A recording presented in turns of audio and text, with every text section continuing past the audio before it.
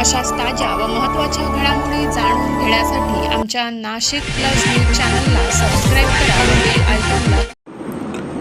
मालेगाव येथे बकरी ईदच्या पार्श्वभूमीवर पोलीस प्रशासनाकडून कारवाई करण्याची मागणीचे निवेदन देण्यात आले।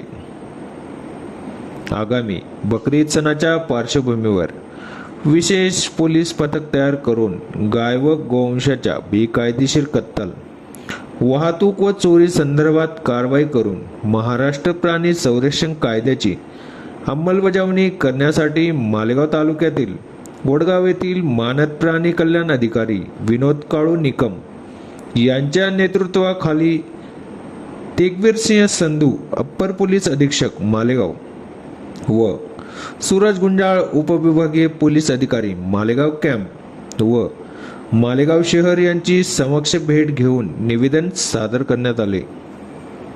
निवेदनात म्हटले आहे की बकरी ईद सण असल्याने मालेगाव शहरात गाय व गोवंशाची कत्तलीच्या उद्देशाने दाबून कोंबून निर्दयतेने एकमेकांना इजा उत्पन्न होईल अशा पद्धतीने बेकायदेशीर व खुलेआम वाहतूक कत्तल व चोरी केली जाते। यामुळे महाराष्ट्र प्राणी संरक्षण कायद्याचे सतत उल्लंघन होत आहे। दर्जाचे अधिकारी व आणि 3 कर्मचाऱ्यांचे विशेष पोलीस पथक तयार करून नाकाबंदी करून शहरात वसलेली गाव व गोवंशाची बेकायदेशीर कत्तल, वाहतूक तसेच चोरी रोखण्यात यावी असे निवेदनात म्हटले आहे। जिल्हाधिकारी साहेब मालेगाव यांना निवेदन सादर केलं आणि त्या निवेदनात उल्लेख केला गेला की आगामी बकरी ईद सणाच्या पार्श्वभूमीवर मालेगाव शहरामध्ये मोठ्या प्रमाणावर गाय व गोवंशाची हत्या होते आणि बेकायदेशीरपणे वाहतूक होते आणि आत्ता गेल्या महिन्याभरापासून मालेगावातील ग्रामीण भागामध्ये जनावरांच्या चोरीचं प्रमाण देखील मोठ्या प्रमाणात वाढलेलं आहे।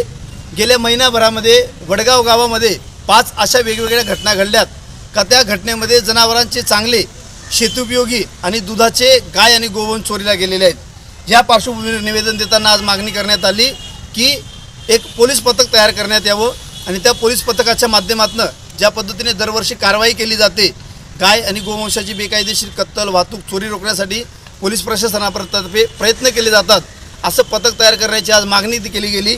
आणि ह्या निवेदनाला उत्तर देताना अप्पर पोलीस अधीक्षक मालेगाव यांनी सांगितलं की पथक तयार न करता पथक तयार करण्यामध्ये काही तांत्रिक अडचणी येत असल्यामुळे आम्ही एक टीम दररोज बदलणारी जी टीम रोज बदलली जाईल अशा प्रकारची टीम तयार करून या सर्व ज्या काही बेकायदेशीर कारवाया गाय आणि गोवंशाच्या कत्तलीसाठी, वाहतुकीसाठी आणि चोरी संदर्भात चाललेला आहे याच्यावर आम्ही लवकरात लवकर कारवाई करू।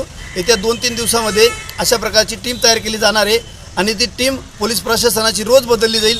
त्याच्यामध्ये रोज कदाचित वेगळे अधिकारी असतील, वेगळे कर्मचारी असतील आणि मालेगाव शहरामध्ये होत असलेली गाय गोवंशाची बेकायदेशीर कत्तल, वाहतूक आणि चोरी बंद करण्यासाठी पोलीस प्रशासन प्रयत्न करेल। धन्यवाद।